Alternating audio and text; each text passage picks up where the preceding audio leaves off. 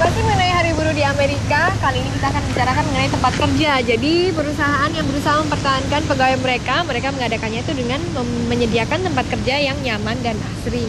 Nah, kenapa mereka ingin mempertahankan pegawai yang sudah ada? Itu karena untuk mengambil pegawai baru, ongkosnya terlalu tinggi. Oh, pergantian pegawai itu harus di-training lagi ya. Betul. Ya, memang betul juga.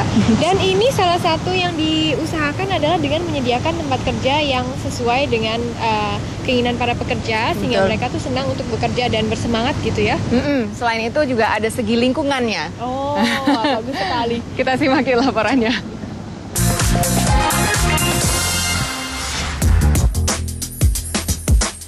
Inilah proyek percontohan kantor masa depan yang terletak di atap gedung kampus Fakultas Arsitektur Carnegie Mellon University. Proyek bernama Intelligent Workplace atau kantor pintar ini merupakan eksperimen dalam mengantisipasi perubahan iklim di masa mendatang. It's living, it's constantly changing, we're experimenting with all these different technologies, and it's lived in, these are our offices. Intelligent Workplace mempunyai jendela anti-refleksi, sistem penghangat ruangan dengan sistem daur ulang energi, serta perabotan dan dinding yang bisa dipindah-pindah. Sehingga biaya yang diperlukan untuk membangun atau merenovasi kantor pintar ini lebih murah dibandingkan gedung biasa yang membutuhkan jasa tukang kayu, tembok, cat, pelabur, dan lain sebagainya. So when we change overnight.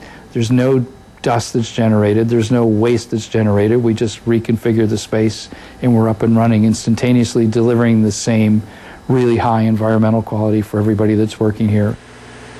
Lewat berbagai perbaikan diharapkan akan terwujud kantor yang lebih nyaman dan mampu meningkatkan produktivitas. This is not about making places that are comfort for comfort's sakes. There is a direct correlation between one's comfort in the space, visual comfort, thermal comfort, acoustic comfort, and their ability to produce work effectively and creatively. Inilah yang sedang dilakukan perusahaan finansial PNC yang menerapkan visi serupa untuk 58.000 karyawan mereka di 34 negara bagian Amerika dan 4 negara Eropa. If you can build an employee-friendly and environmentally friendly environment where people want to go to work, then you should build it in an intelligent way, and you should build it in a way that they can thrive. Di gedung PNC Versailles yang mulai beroperasi tahun 2000, para karyawan bekerja di ruangan terbuka sambil menikmati sinar matahari. Tak satu pun, bahkan manajer sekalipun seperti Leo, punya kantor pribadi. Namun ia merasa puas dengan konsep ini.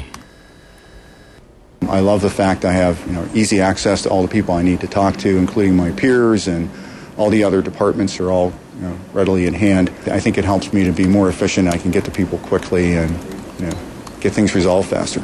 The green train has left the station, but it's not too late to get on. And more people are getting on every day. Komitmen seperti ini tampaknya menjadi tren di Amerika. Menurut Carnegie Mellon University, perubahan iklim, politik, dan ekonomi yang terjadi sekarang mendorong keinginan lebih banyak orang untuk hidup lebih hemat dan ramah lingkungan. Dari Pittsburgh, tim VOA TV untuk Dunia Kita.